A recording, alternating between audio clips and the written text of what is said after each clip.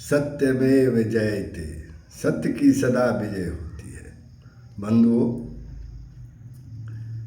मैं एक छोटी सी कहानी दृष्टांत आप समूह के बीच में रख रहा हूँ।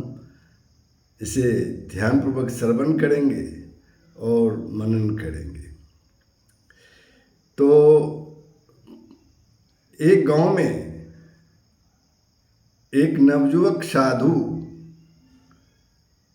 ने आके निवास किया। गांव वाले उसे बहुत मानते थे, उनकी बहुत इज्जत करते थे। खाने पीने की कोई दिक्कत न थी। सभी गांव वाले को वो प्रवचन सुनाया करते थे। लेकिन स्थिति सब दिन एक समान नहीं रहती।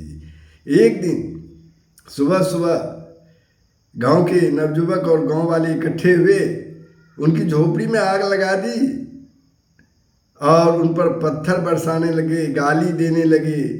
साधु अवाक, अरे आखिर बात क्या है भाई? उन्होंने गांव वाले से पूछा, इस तरह मेरे साथ जो व्यवहार कर रहे हो उसका कारण क्या है, जरा बताओ तो सही। तो गांव वाले ने एक नवजात शिशु को उनके सामने रखा और बोले, गांव वाला बोले कि राम प्यारी नाम की लड़की ने इसे जन्म दिया है आज सुबह सुबह ही।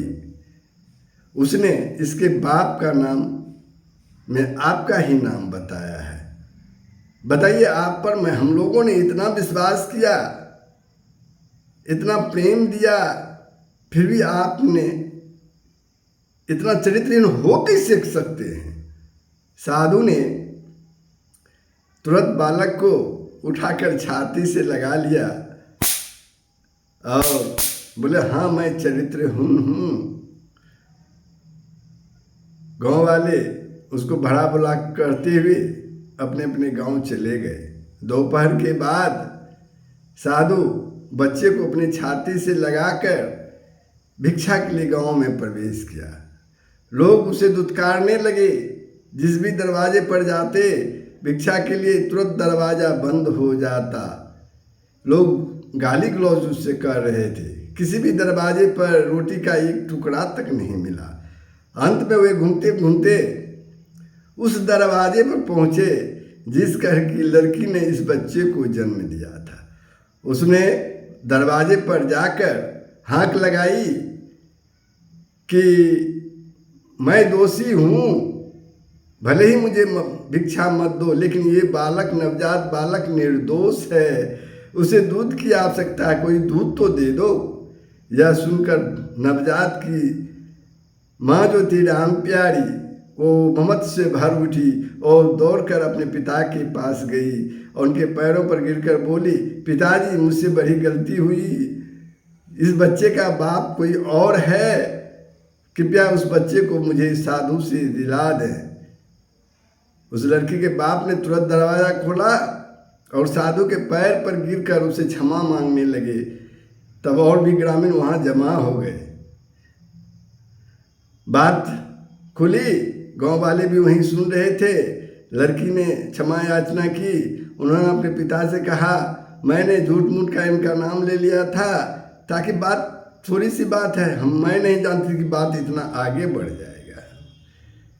सभी लोग साधु से पूछने लगे, आखिर साधु महाराज आप एक बार भी इनकार क्यों नहीं किए? बोले, मैं इनकार करके क्या करता, मेरा झोपड़ी जल चुका था, मुझ पर ईंट पत्थरों की बरसात हो रही थी, मैं नहीं चाहता किसी और पर ये मुसीबत आए, किसी और पर ये मुसीबत आए। फिर वह व्यक्ति उतना अपराधी नहीं है, संपूर्ण अपराधी नहीं है, क्योंकि इस लड़की ने उसको बचाने के लिए मेरा नाम लिया, इसलिए दोनों ही अपराधी है। फिर सजा उस लड़कियों को क्यों? साधु ने, तो गांव वाले ने पूछा कि महाराज आपको अपने सम्मान की तो चिंता करनी थी, आप इनकार कर देते। किसी ने कहा, साधु ने शांत भाव से कहा, जिस दिन जिस दिन से मुझ में यह ज्ञात हुआ कि संसार की सभी घटनाएं स्वप्नवत है, अस्थाई है, तब से मेरे लिए सम्मान और सम्मान बराबर हो गए हैं। दूसरे लोग हमें क्या कहते हैं इसका कोई मूल्य नहीं है। मूल्य इस बात का है कि हम क्या हैं। हीरे को यदि पत्थर कह दिया जाए तो वह पत्थर तो नहीं ना हो सकता है।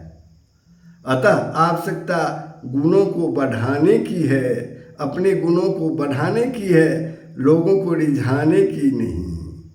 यह सुनकर लोग साधु के सम्मान में नतमस्तक हो गए। सच है, सत्य की सदा जय होती है। सत्यमेव जयते। जय श्री हरि। तो बंधुओं, ये कहानी हमें क्या सीख देती है? सत्य हमेशा विजय को प्राप्त करता है, इसलिए सत्य के मार्ग को अपनाना हम लोग का प्रथम कर्तव्य है। धन्यवाद।